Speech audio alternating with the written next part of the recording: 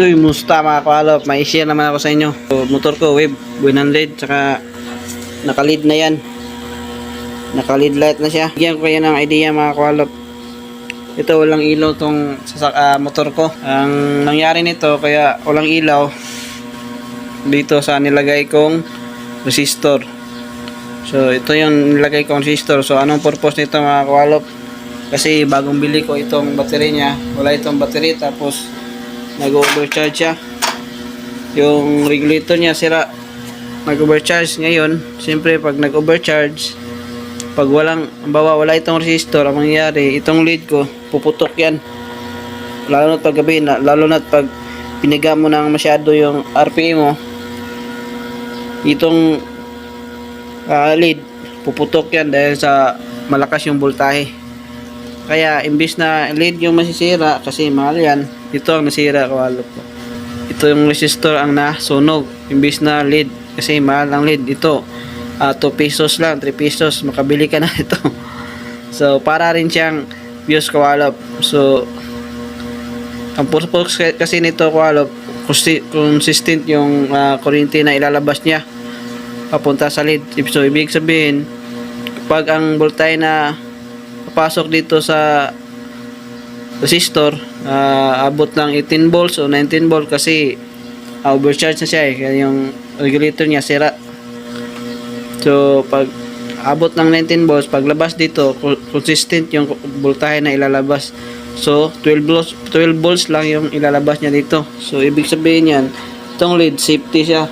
Kahit na abot pa yan ng 24 volts yung voltahe ng motor mo, itong lead hindi yan basta-basta masisira dahil dito sa nilagay kong resistor. Para rin siyang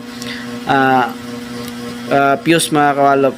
So ito yung nasunog kasi yung kayon nga yung voltahe niya sobrang lakas kasi sira yung regulator ko. So kaya walang ilaw yung headlight ko dahil dito.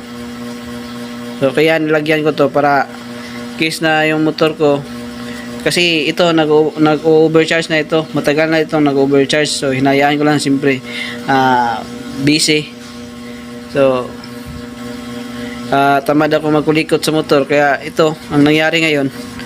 Yung resistor na nilagay ko dito, ito yung nasunog, pero hindi yan masunog yung motor alam mo kung bakit? Kumbaga matutunaw lang ito sa loob, hindi yan mag cause of firing.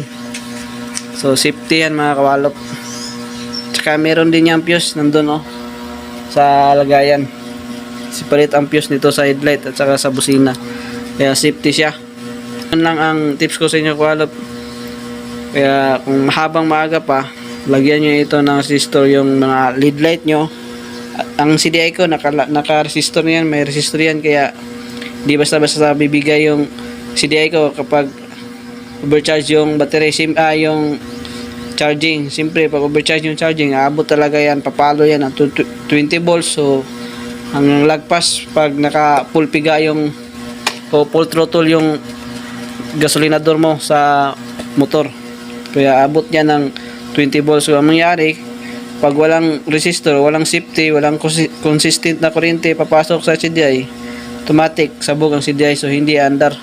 So ito, nilagyan ko ng resistor yung CDI, kaya hindi nadama yung CDI. Ito lang headlight ko kasi malakas yung kumain ng kuryente yung headlight, medyo malakas. Yung CDI kunti lang kuryente ang i-konsumo nun, ito yung malakas, kaya ito yung sasabog.